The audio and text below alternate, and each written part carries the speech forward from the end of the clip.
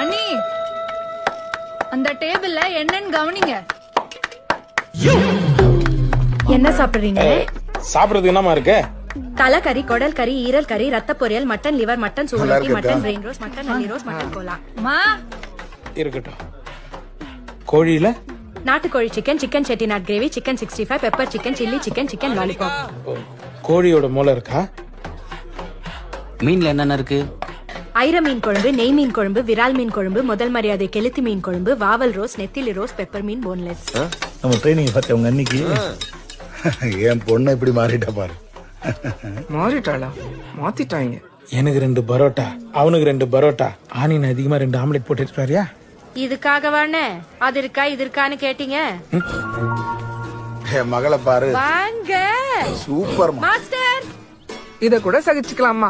அதுக்கப்புறம் என்ன தெரியுமா பண்ணாங்க? ஏமா